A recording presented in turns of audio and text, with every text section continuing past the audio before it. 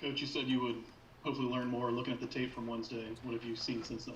Uh, I saw a game in which we talked about dictating the terms of the game, and two very different styles of play, and they dictated the terms for 29 minutes. In fact, had a lead for 29 minutes.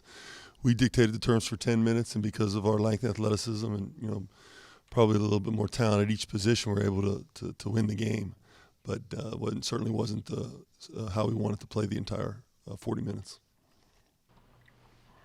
I'm really looking forward to seeing the matchup between Chris Vogt and Zach Freemantle. What are you looking for in that matchup, and kind of what's going to decide that matchup at the 5? I mean, I don't know who they're going to have on Chris, and I certainly Zach's I think turned into one of the better players in the country. So he's got a great skill set, which requires you look at things a little bit differently. So I don't know how that'll necessarily play out.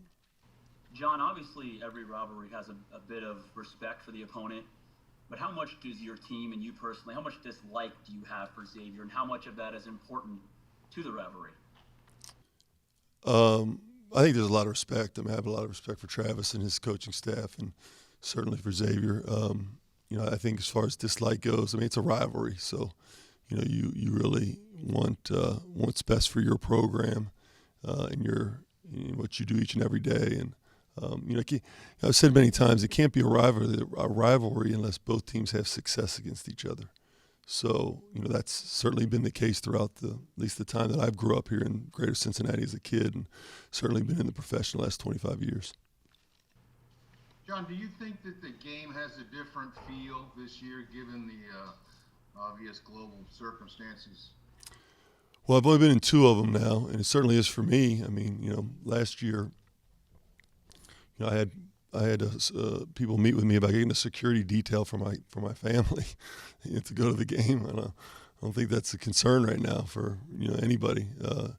I don't. It's going to be a sterile environment. There's just not anybody around. So, do I think there's a different feel? I mean, one of the things about being a basketball coach is you kind of get.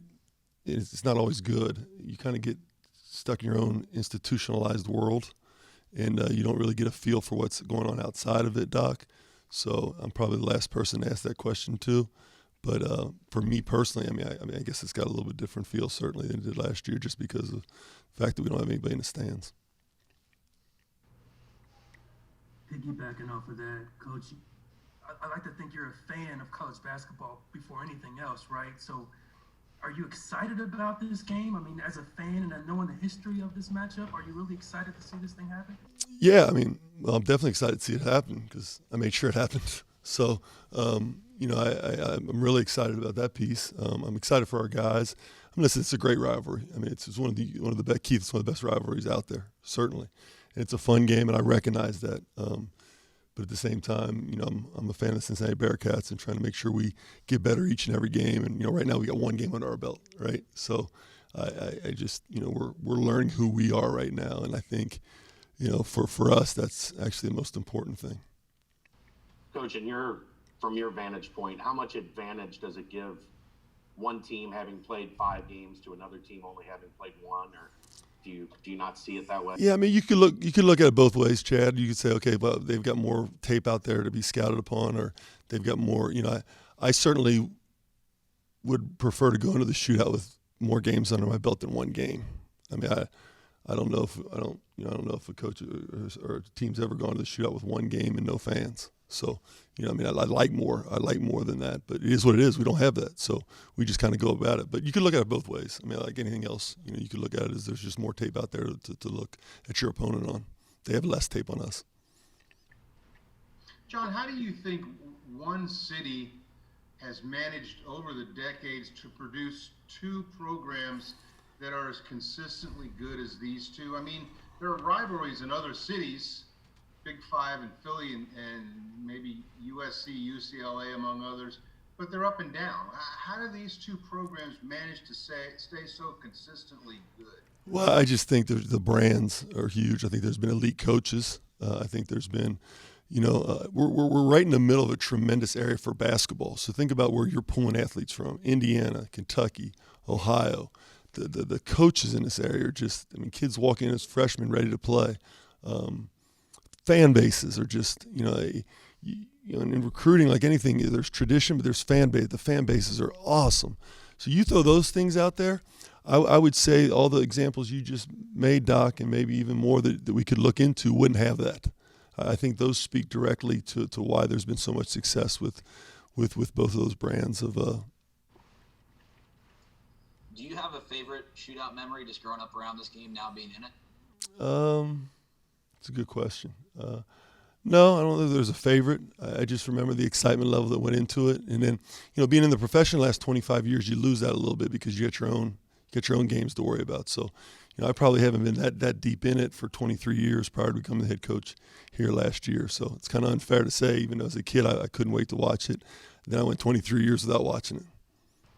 John, when you posted the video about, I guess it was a month or so ago, about making the shootout happen and agreeing on a date and everything, was some of that just a petty part of the rivalry? Was some of that just for the fans?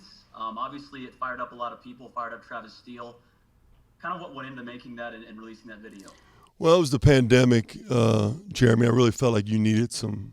I'd watched it on the news. I felt like you needed some material. Really was the biggest thing. Felt like you needed some help. Me specifically, or just everyone altogether? I would like to No, know. not you specifically. The bottom line is you had fun with it. Nobody got mentioned. It was. I think it was a pretty fun video. At the end of the day, our fan base needs to know that we really, really, really, really want our fans here, and I think.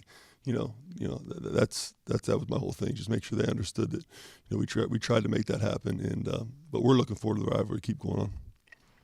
To follow up on that, John, for so long, Chris Mack, and I know you have a relationship with Chris, he used to always call this a player's game. But from watching it for as long as I have, from an outsider's point of view, it feels like the personalities of the coaches add to the rivalry too. And this is a new chapter with you and Travis now as the head coaches. Is there anything to how coaches embrace the rivalry, how coaches view the rivalry that adds to it? I mean, obviously what Jeremy's talking about with having some fun with it can add to it. Do you take that on as something that you have to take on? Yeah, I mean, I don't have a personality, so we're good there. Trav's a great guy. And so, I mean, I think you're dealing with some different personalities. It's a player's game always. I mean, at the end of the day, and I told our guys this, the brand of UC basketball is the players that have played here and the success of those players and those teams and those great environments that have taken place not only with Xavier but with other programs that we've played against in the different leagues that we've been in. So it's a great question, but it's not something that I necessarily have even thought about.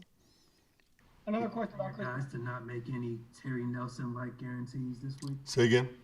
Did you tell your guys not to make any Terry Nelson-like guarantees? Yeah, I mean, I think you'd like for your team to take on your personality. So I don't think that'll ever be the case. Another question about Chris Vogt. Last year, the game against Xavier was his first real test against a quality big man, a guy like Tyreek Jones. How did that matchup help him grow later? I think it helped a lot. I mean, Tyreek's as physical as a basketball player that's played college basketball. And their front line was dominating last year and got another great front line again this year. So I think anytime you're playing, I mean, you're playing they're 5-0, so it's a top 25 team in my mind. That's going to prepare it. Chris is going to get prepared. Keith's going to get prepared. I think all our guys are going to get prepared because they got really good players they got to go against on Sunday. A lot of new guys, a lot of young guys. Have you had to explain to them the rivalry, or has anyone on the team had to talk to them about the history and the importance of it at all? Yeah, I mean, we played Wednesday, had yesterday off, so I haven't seen them yet. I don't think anybody's got to explain that to them. I think they're well aware. I think the players take care of that themselves. And we've got to prepare because, when the ball's tipped, and for those who will be here in their mask and everybody else will be watching on TV, we've got to execute. So it won't be about a rivalry at that point. Where do you fall on the spectrum from it's just another game to it's the Crosstown Shootout and it's incredibly important?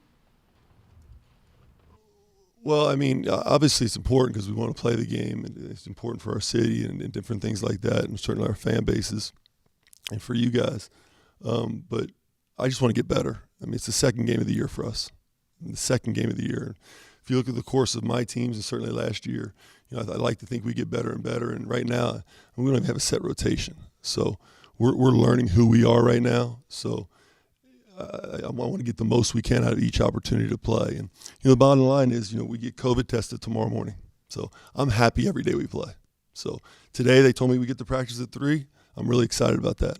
Tomorrow, if they tell us we get to practice, and Sunday, that's great because, there's games getting canceled every day. So the opportunity to play and get to know your team right now, Chad, to be honest with you, is kind of takes precedent over necessarily who we're playing. David, you're a college basketball junkie. How much do you know about the Crosstown Shootout, and how quickly have you kind of immersed yourself into what this game means to the city of Cincinnati? Yeah, rather if you go to Cincinnati or Xavier or not, you kind of know about this rivalry, and I've known about it for a while, dating back to the big scuffle or whatever. So that's when I started getting in tune with it. But just hearing around the guys around here just talk about that rivalry and hearing the coaching staff, it's just something that I've took ownership of, and I'm excited to be a part of it. You've been a part of a couple big rivalries, Ohio State and Michigan State, and your time at Michigan. Do you think that gives you a little bit of advantage coming in, that you understand what a big rivalry game feels like? Yeah, most definitely. That's something I kind of reflect back on, actually, just looking at how personal being from a local kid and going to Michigan, how I took that rivalry personally, and how I'm going to do the same thing here, just giving it my all. We understand that both teams are going to compete at a high level. I'm confident me and well my teammates and coaching staff is going to go out there and compete at a high level. What do you have to do against a team like Xavier that spreads it out and has shooters at all 5 positions? Say it again, I'm sorry. What do you have to do defensively against a team like Xavier that spreads it out and has shooters at all 5 positions? First of all, you got to be able to guard the ball. That's first and foremost. Keep the ball in front of you, so you're not getting beat off the dribble and getting put in rotations, which is an advantage for them, stating that they got a lot of shooters. So being able to guard the ball, being able to be solid, sound, and just kind of make it as uncomfortable as possible. David, you got a local kid like Jeremiah on the team, somebody like Keith who's played in this game quite a bit. Have they talked at all about it, or kind of who on the team has helped educate some of the newer young guys about the rivalry? Yeah. You hear guys like JD for the main part talking about it, stating that he's from Cincinnati, as you said, and just some of the veteran guys, Keith, who just was reflecting back on their record and just talking about how bad they really want this win. So not only am I fighting for myself, but most importantly, I'm fighting for each and every one of them guys, especially the seniors, which is this going to be their last time facing them in this rivalry.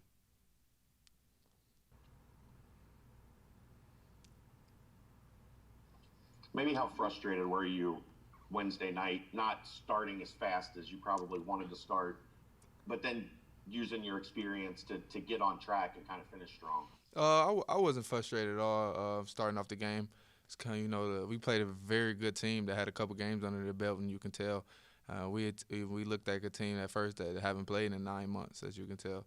So really just kind of every time out, I was just saying, stay the course. We're going to hit some up and downs throughout the season, and we hit our first roller coaster ride in the first game, which will help us be battle tested. So we were glad to weather the storm and come out victorious.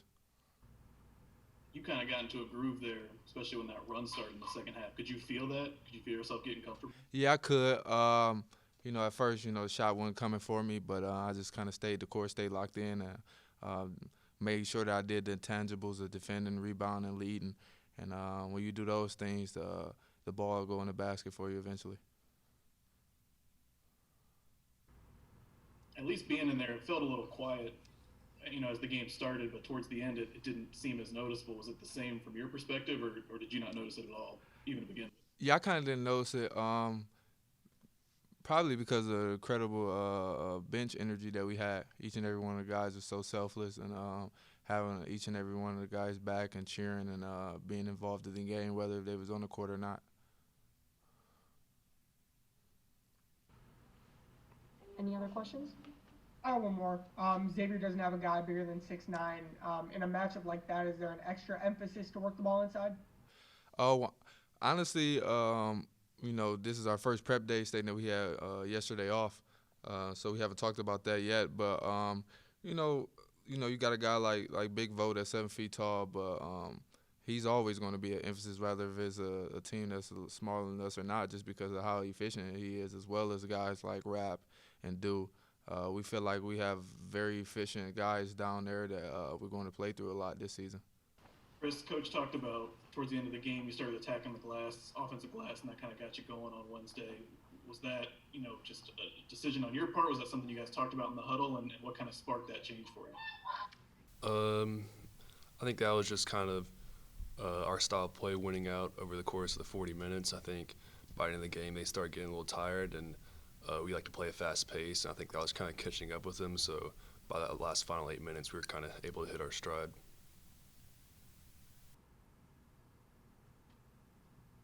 Last year in the shootout, you matched up against Tyreek Jones. It was kind of your first matchup against a real physical big when you were at UC. What do you remember about that experience? I remember just that very first crosstown shootout. Compared to where we were at the end of the year, we were just kind of frantic, and we were still putting the pieces together, the puzzle. And then just compared to where we were at the beginning of the year, compared to where we finished the year, we were just miles ahead of where we were at that time. But at this point, we can't have times like that this year. We have to be able to put it together sooner. Was there anything specifically you learned from that game? Because then after that, you kind of went on a little bit of a run. I mean, not specifically, just they were a good opponent, and it was a pretty good game, and they came out on top was basically it.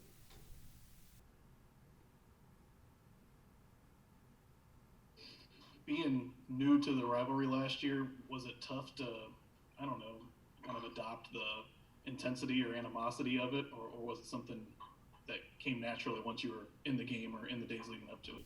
No, I'd say it definitely came naturally. I mean, anyone who puts on a Cincinnati uniform, you got to come ready to that game. That's always a game that was circled on the calendar. So, anyone who comes here who's ready to come to Cincinnati, they already know ahead of time what that game's about.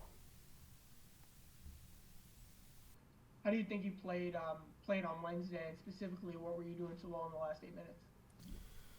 I think in the first half, especially, honestly, probably the first 32 minutes, we looked like a team. That was our first game, especially not having a lot of preseason games or scrimmages. It kind of reflected that a little bit in the first half. We were starting to kind of figure out everyone's role and how to mesh together and play together. And I feel like that last final 8 minutes when we started kind of figuring it out and everyone was getting on the same page, and kind of the results took care of themselves at that point. As you mentioned, the importance of this game, will you voice that to the younger guys, the new guys on the roster, about what this game means? Yeah, of course, especially us veteran guys. It's our second, third, even for Keith, his fourth crosstown shootout. That's our job as leaders on the team, to make sure the younger guys, it's their first crosstown shootout. Might be a little different than how it is in previous years, but we still have to let them know what to prepare for and what to expect. Do you think you got any home court advantage whatsoever? I'd say anytime we're in Fifth Third Arena, we have a home court advantage. Maybe not to the extent we would normally have in normal years, but I'd say we definitely have an advantage. Why? We're in our building. Is it frustrating at all that you won't get kind of a true home crowd crosstown shootout experience in your 2 years here? Overall, just throughout my whole senior year, it's a little disappointing I won't have fans at really any games at this point. It's what it's looking like, but specifically, we're willing to play them anywhere without any fans, whatever the circumstance might be. What do you have to do defensively against a team like Xavier that really spreads it out? What do you individually have to do in that matchup? I'd say individually we just need to make sure we guard each individual man, make sure no one's getting beat off the balance, letting them drive and kick for threes, just make sure everyone stays true to their matchup. How familiar are you with Zach Fremantle, who's having a good season over at Xavier? I'd say pretty familiar. We'll be locking over the next few days, and the coaches will put in a good scout, a good game plan, and we'll just execute it to the best of our abilities. Can the shootout be even maybe more intense when you don't have that big environment, those big fans, just because you guys can hear everything? Is there more trash talk, you think, in a setting like that maybe? I don't know, just Seems like it could be more intense. I don't know. I mean, it could be. I mean, I guess we'll find out on Sunday.